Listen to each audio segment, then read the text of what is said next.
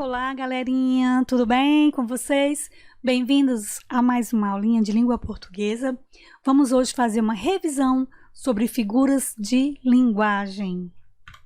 Bom, eu coloquei aí o quadrinho e aí eu coloquei acima 3 figuras de linguagem para que vocês, para a gente comentar aqui qual delas a gente vai marcar, ok? Então eu tenho aí: fala uma coisa romântica. Meu amor é uma caravana de rosas vagando num deserto inefável de paixão. Uau, agora traduz. Aí você está querendo demais. Então aí, que exemplo de figura eu vou ter? Ironia, metáfora ou comparação? Ironia a gente já sabe que é quando você diz algo contrário do que realmente é na verdade, né? Para você ironizar, mais ou menos você fala o contrário.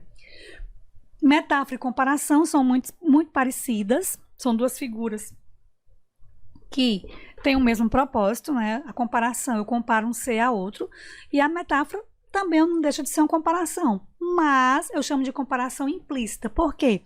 Porque na comparação eu vou usar geralmente o que é a conjunção, eu vou usar um comparativo, um conectivo como, que nem, tal qual, eu vou usar esse conectivo na comparação.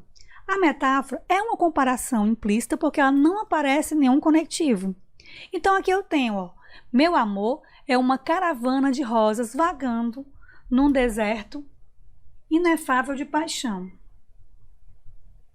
Então aí eu tenho uma metáfora? Sim, tenho, porque eu estou comparando ao meu amor a uma caravana de rosas vagando num deserto inefável de paixão. E eu não usei a palavrinha como. Outro exemplo, eu posso dizer, ele chorou como uma criança. Aí eu estou comparando ele a uma criança, a um bebê chorão. Usei o como, né? Eu posso dizer, aquele homem é uma criança.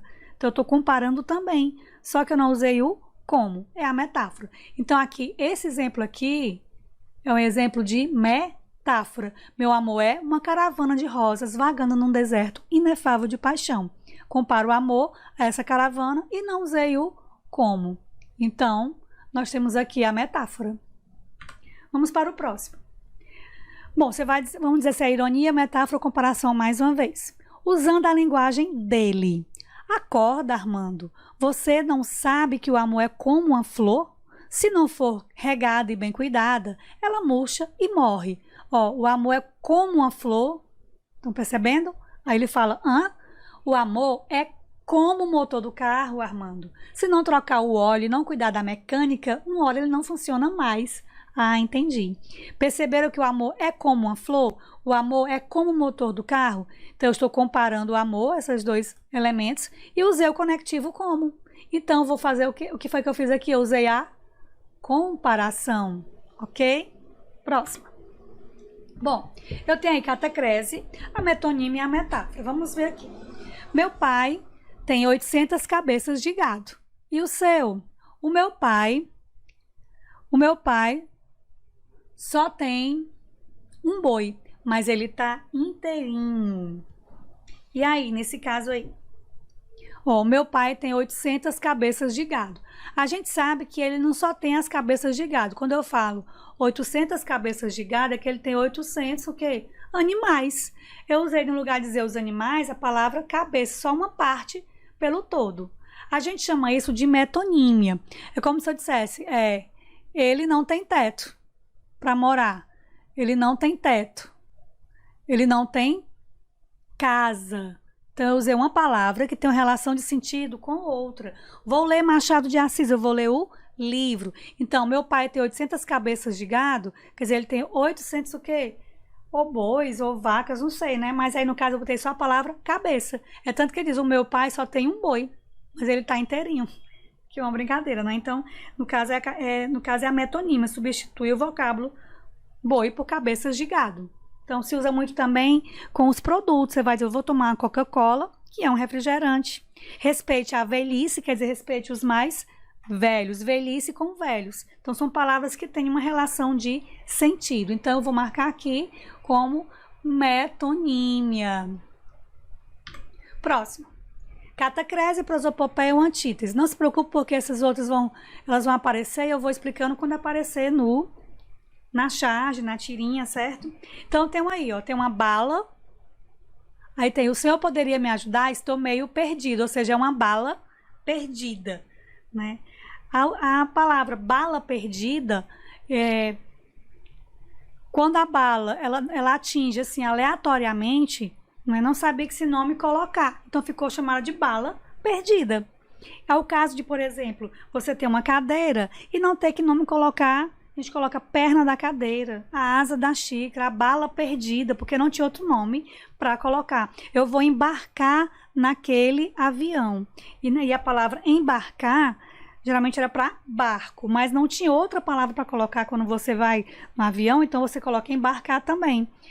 O céu da boca, não tinha outra palavra para colocar aqui nessa parte do palato, chama-se céu, que lembra o céu. Então, quando você usa uma palavra, porque não tinha outra, né, você não tinha outra mais específica, então a gente chama isso aqui, gente, ó, de catacrese. Então você vai lembrar da bala perdida, que não tinha outro nome para colocar, um nome específico. A asa do avião, porque lembra a asa do pássaro, né? Não tinha outro nome para colocar no objeto, ficou asa também. Né? O céu da boca, o dente de alho, porque para quem já viu uma cabeça de alho, tem aquele, parecem uns dentes assim. Então, ficou dente de alho. Então, lembrar catacrese é exatamente... você coloca um nome, né? É um emprego chamado até impróprio. Você coloca uma palavra, esse nome, porque não tinha um nome mais específico. Chama-se catacrese.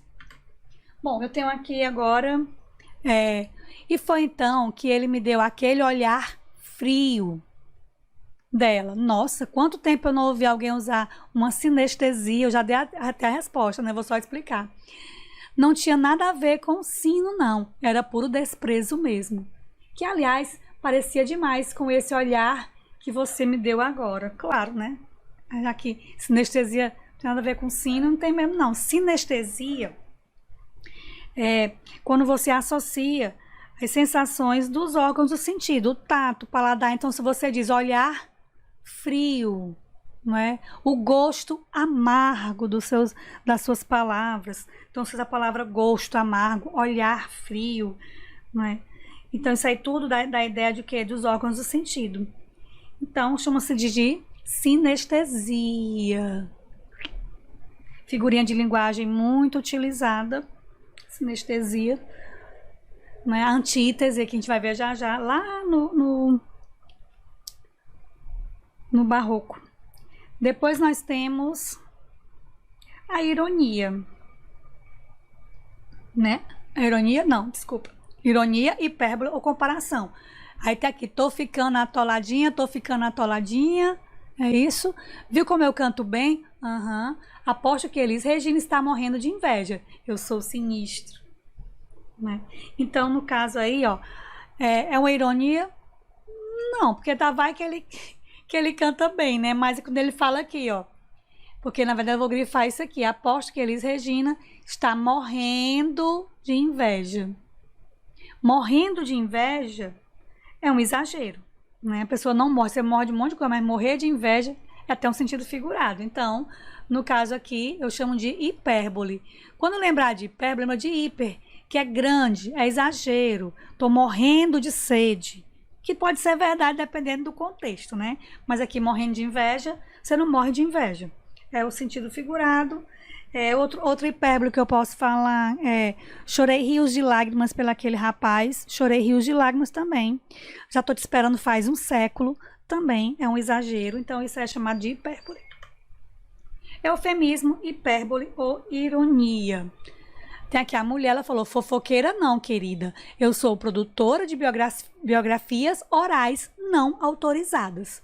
Ou seja, ela é o quê? Se ela é produtora de biografias orais não autorizadas, ela é fofoqueira mesmo, né? Então, eu vou chamar isso de... Se você chamar uma pessoa de fofoqueira, tudo bem, mas chamar tudo isso aqui, produtora de biografias orais não autorizadas, ela suavizou o que ela queria falar, fofoqueira. Essa suavização de ideias, eu vou chamar de eufemismo. Né? Quando você suaviza, quando a pessoa, o homem morreu, olha, já entregou a alma a Deus, ou então hoje ele mora lá no céu. Isso é um eufemismo, né? Você faltou com a verdade, você mentiu.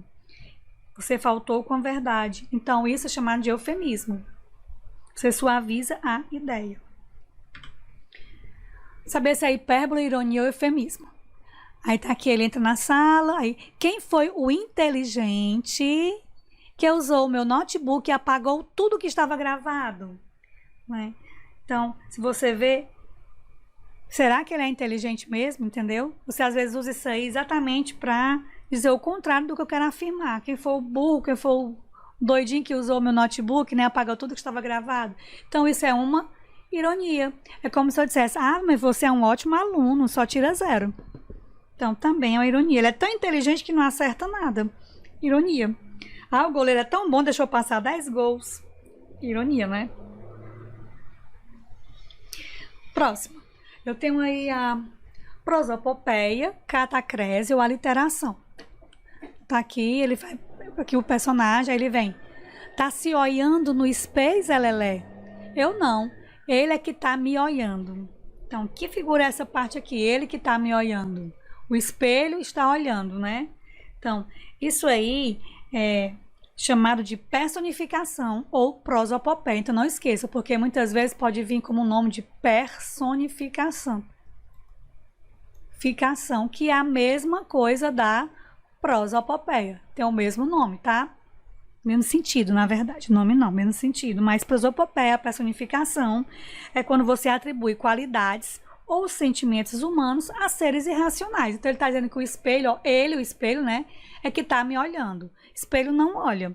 Como se eu tivesse um poema, aí tem: o jardim olhava as crianças, as flores sorriam para ela, flor não sorri, jardim não olha, as ruas dormem tranquilamente, rua não dorme. Então isso aí, na verdade, é como se eu desse ação a um ser que não tem vida, como se fosse um ser que tivesse vida, né? Então no caso aí, é uma característica humana para um ser que não é humano. É a personificação ou prosopopeia. Bom, aí eu tenho agora, se vai dizer se é comparação, metáfora ou antítese. Sabe, Adão, tudo precisa de um contraponto. Para existir um positivo, tem que haver um negativo. Para existir o 1, tem que existir o -1. Sem o mal, como saberíamos o que é o bem? Mal e bem. O que seria da paz sem a guerra? O que seria de John sem a Yoko? Então, no caso, que figura ele usou aí? Perceba que são palavras, ele está falando contraponto, palavras contrárias.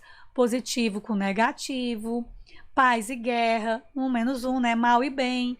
Então, se eu uso termos que têm sentidos opostos, eu vou chamar de antítese. Anti quer dizer exatamente contrário. São palavras usadas geralmente no mesmo verso, na mesma frase, sentidos opostos. Próxima.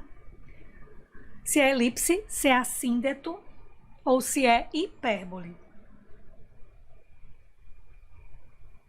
Eu tenho aí, primeiro, ele começou a beliscar entre as refeições. Depois, a comer sanduíches entre as refeições. Agora, ele come refeições entre refeições. O que foi que eu fiz aqui? Claro, se for numa prova, eu vou grifar assim, no segundo quadrinho, vai aparecer uma dessas 3 figuras. Qual delas? Bom, você vai perceber que lá no primeiro, ele falou, primeiro, ele começou a beliscar entre as refeições. Depois, a comer sanduíche. Cadê o sujeito, ele aqui, entendeu? Primeiro ele começou, depois eu vou fazer o que aqui, depois eu vou depois ele começou, que eu tirei, certo? Eu tirei não, quem fez o quadrinho, né? Ó, primeiro ele começou a beliscar entre as refeições, depois ele começou a comer sanduíche entre as refeições, agora ele come refeição entre as refeições. Então, nesse quadrinho aqui, eu omiti o que eu tinha dito antes, né? Que a gente chama de... eu omiti essa frase aqui. Eu posso dizer que aqui tem o quê? Uma elipse, certo? Notamos que eu omiti, né? No caso, ele começou, omitir é uma elipse. Aqui eu vou ter quase uma elipse, porque aqui é muito, muito próximo uma palavrinha que você diz aqui, você depois não vai precisar repetir. Vamos ler aqui primeiro. Você é o colírio para os meus olhos. Um descongestionante nasal para meu nariz. Um antiácido para meu estômago. Tem gente que não sabe quando parar. Então aqui eu utilizei uma palavrinha chamada, gente. Deixa eu grifar aqui. circular, zeugma. E o que é a zeugma?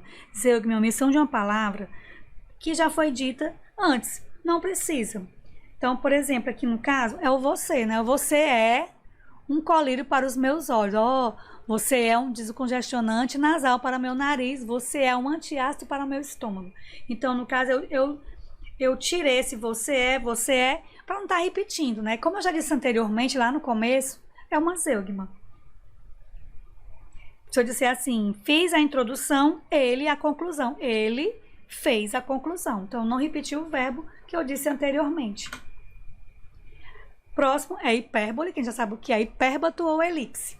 Tem um verbo aí. Ouviram do Ipiranga as margens plácidas de um povo heróico umbrado retumbante. Aí aqui, ai que fome, né? Que sai uma chargezinha. Bom, para quem já sabe, o hino nacional, ele tem muitos termos invertidos, né? Essa formação, ouviram do Ipiranga as margens plácidas de um povo heróico umbrado retumbante, a formação mesmo, começando com o sujeito, do que é para ser, né? Das margens plácidas do Ipiranga, ouviram um brado retumbante de um povo heróico. Quando você inverte uma frase, vou colocar até uma mais simples. Vamos colocar aqui, chegaram, vou colocar aqui até uma mais simples, atrasados ao colégio todos os alunos. Eu também inverti aqui. Por quê? Porque geralmente você começa com o sujeito. Todos os alunos chegaram atrasados ao colégio. Então, se eu inverto, eu não coloco a ordem não é correta, mas eu inverto, não coloco a ordem que é para ser sujeito, predicado, complemento, igual o hino nacional, que está todo invertido, eu chamo essa forma de hipérbato. E essa figura de linguagem, ela era muito utilizada também lá no barroco, lá na literatura. É muito utilizada, porque exatamente é uma forma mais culta, para eles mais culta, você tem que saber exatamente organizar a oração para entendê-la. Então, o hipérbato é quando você coloca, você faz essa ordem direta da oração. Bom, prosopopeia, pleonasmo ou zeugma. Sai para fora, Rex. Ela te enxotou com um pleonasmo? Impossível, ela não seria capaz. Então, era o quê? Entendi, leva a saia para fora. Ou seja, saia para fora, Rex. Achei engraçado isso aqui. Saia para fora, Rex. Né? Então, o que é isso aí? É um pleonasmo, não é não? Se você diz saia para fora, se você sai, já é para onde? Para fora. Obviamente, não precisa você utilizar. Então, pleonasmo é uma repetição desnecessária. Agora, como eu falei na minha outra aula, gente, eu tenho um pleonasmo, esse aqui não é legal usar. É um pleonasmo chamado vício de linguagem, que não é legal você usar. E eu tenho aquele pleonasmo, tipo, vi com meus próprios olhos, né? Sorri, sorriso lindo, ele sonhou um sonho maravilhoso. Tem alguns pleonasmos que são aceitáveis porque reforçam uma ideia dentro de um verso, de uma música, certo? Do que você está escrevendo. Mas alguns suba para cima, desça para baixo, são pleonasmos também, mas são pleonasmos chamados viciosos, que não se devem usar. Então, pleonasmo é repetição desnecessária, né? Muitas vezes é para intensificar. Você está gritando com a pessoa, saia para fora agora, né? Mas é para intensificar. Mas não é bem legal, não. Bom, depois eu tenho aí se é elipse, se é silepse ou se é eufemismo. Então, vamos lá. Eu tenho, fiquei sabendo que mais da metade da população mundial somos crianças. E qual é a vantagem? Agora nenhuma, mas daqui a 30 anos nós é que vamos fazer coisas e ocupar cargos. Nós, as crianças, vamos ter o mundo nas mãos. Ou, cara, daqui a 30 anos não vamos mais ser crianças. O que é que eu vou ter aqui? Se você percebeu aqui na leitura do primeiro, né, fiquei sabendo, claro, gente, eu tô colocando essa figurinha, mas se for na prova, ele vai especificar onde é que ele quer que diga que tem a figura, ok? Então, eu vou especificar onde teria. Fiquei sabendo que mais da metade da população mundial somos crianças. Então, nessa fala aqui, que figura aparece? Não sei se perceberam quando você diz, mais da metade da população é criança. Então, No caso, ele colocou somos criança. Por que ele disse isso? Porque quando ele diz que a metade da população somos, ele está se incluindo nessa metade. Por isso ele usou somos. Eu vou chamar essa figura. Aí você quando faz uma leitura mais atenta, que você consegue entender. Se você ler de uma vez assim, somos criança, mais da metade da população somos criança. Ah, porque ele também está se incluindo como criança, né? Então, eu chamo essa figurinha de silepse. Silepse é uma concordância ideológica. Se você olhar assim, parece não concordar, mas aí você entende que ele está se incluindo. Como se eu dissesse, os brasileiros somos unidos. Os brasileiros somos unidos, é porque eu estou me incluindo como brasileira. Por isso eu usei o somos, eu não usei os brasileiros são unidos. Se eu digo somos unidos, é porque eu estou me incluindo. Então, eu chamo isso de silepse, é uma concordância ideológica. Eu posso ter também,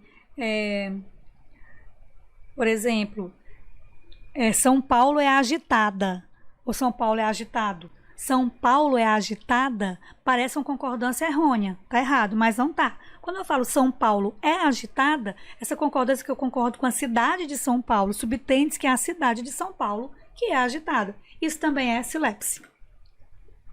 E aí depois eu tenho se a ironia, anáfora ou hipérbole. Doutor, eu tô com falta de ar. Só, pois esse hospital está com falta de leito, falta de médico, falta de medicamento, falta de verba. Bom, também mais uma vez, se fosse numa provinha, o que é que eu ia colocar? Que nessa fala aqui, né, eu tenho uma figura. Que figura é essa? Você vai observar, eu vou grifar o falta, tá? Falta de leito, falta de médico, falta de medicamento, falta de verba. Eu usei o falta no começo de cada frase. Essa figura é chamada de anáfora. Anáfora é quando você repete uma ou mais palavras de uma forma regular no começo de cada frase, no começo de cada verso. Isso é a anáfora. Se você sair, se você ficar, se você quiser, né? Então você está dizendo o se eu repetir, é uma anáfora, porque é a repetição no começo do verso ou da frase. Aí eu tenho aqui a anáfora, a literação, a assonância. O rato roeu a roupa do rei de Roma. Cebolinha, você aprendeu a falar? O rato roeu a roupa do rei de Roma. Claro. Né? Então, também eu grifaria essa parte. Eu iria perguntar, que figura de linguagem é essa daí? Se você tem o rato roeu a roupa do rei de Roma, é um trava-línguas. Ele repete o quê? Exatamente o fonema, né? O som do R. O rato roeu a roupa do rei de Roma. Então, quando você repete a repetição do fonema, né, dos sons consonantais, esse fonema que é som de consoante, eu chamo de aliteração. Vozes veladas, veludosas, vozes. Ó, só ver aí. Vozes veladas, veludosas, vozes. Repetição da consoante V. Então, isso é uma aliteração.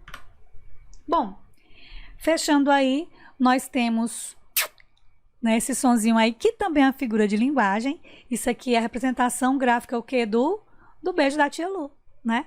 Então, isso aqui é uma figura chamada o quê? Quem lembra?